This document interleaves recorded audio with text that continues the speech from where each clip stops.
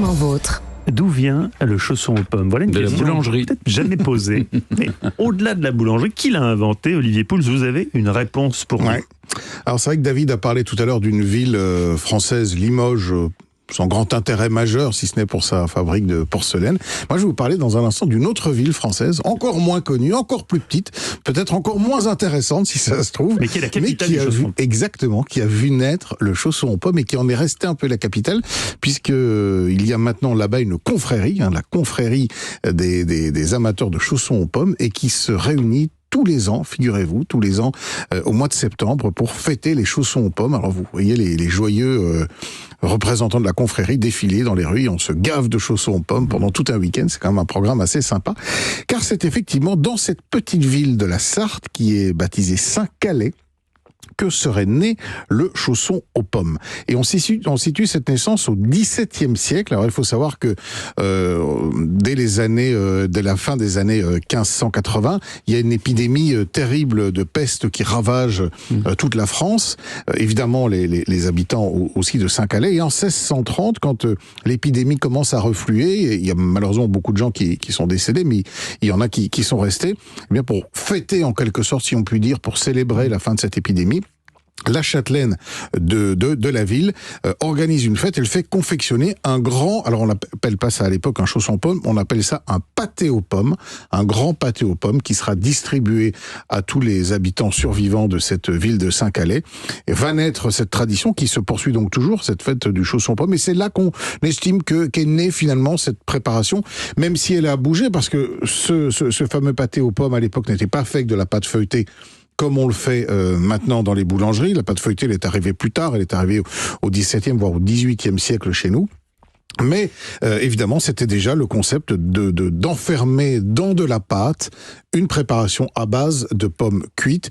Et c'est ça aujourd'hui qui est la base du chausson aux pommes. Au 19e siècle, on trouve en Moselle ce qu'on appelle le conusset, qui existe toujours d'ailleurs. Alors c'est une pâte à tarte qui est fourrée de pommes et qui est repliée sur elle-même aussi, d'une taille assez grande.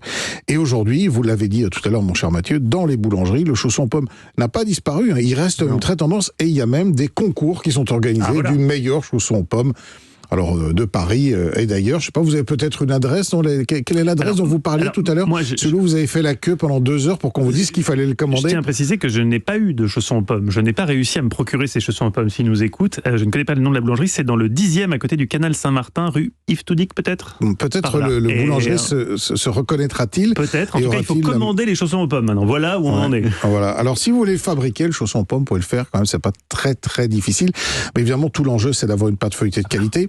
Donc, ce que je vous conseille, parce que c'est difficile à faire la pâte feuilletée, c'est d'aller voir un bon pâtissier à Paris et de lui commander tout simplement de la pâte feuilletée. Tu vas aller voir le pâtissier, tu prends le chausson aux pommes direct. C'est moins cher. C'est beaucoup moins cher, évidemment, parce que les chaussons aux pommes individuels, à mon avis, chez votre copain, ils doivent valoir un petit bras, parce que c'est un peu aussi la mode de vendre très très cher aujourd'hui tout ce genre de produits. Vous achetez un petit morceau de pâte feuilletée que vous étalez bien. Alors, évidemment, une compote de pommes, avec du beurre, on fait fondre du beurre, on fait caraméliser doucement les pommes dedans, pas trop longtemps parce qu'il faut garder quand même du craquant, il faut garder une petite texture. Moi, je l'aromatise non pas avec du sucre, mais avec un peu de miel. Je trouve que ça donne un côté plus doux et plus agréable. Ou de la vanille. Ou un peu de vanille, évidemment, une petite gousse de vanille que vous grattez, que vous posez dedans. Vous farcissez le chausson, on le replie sur lui-même, on soude bien les bords. Toujours badigeonné avec un jaune d'œuf que vous avez battu et dans lequel vous avez mis quelques gouttes d'eau pour le rendre un tout petit peu plus liquide. Avec un pinceau, vous badigeonnez ça.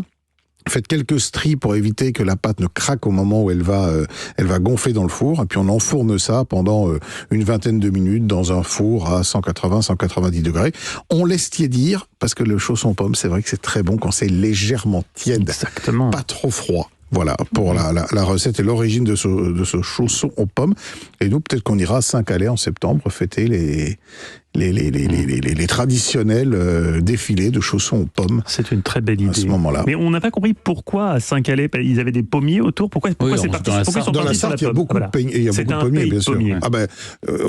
C'est plus facilement dans la Sarthe ou en Normandie ou en Bretagne qu'on fait du chausson aux pommes que dans d'autres régions. Qu'à Nice, effectivement. Merci beaucoup Olivier, on retrouve toutes vos recettes sur le site europe1.fr et on vous retrouve demain autour de la table des bons vivants de Laurent Mariotte de 11h à 12h30 sur Europe 1.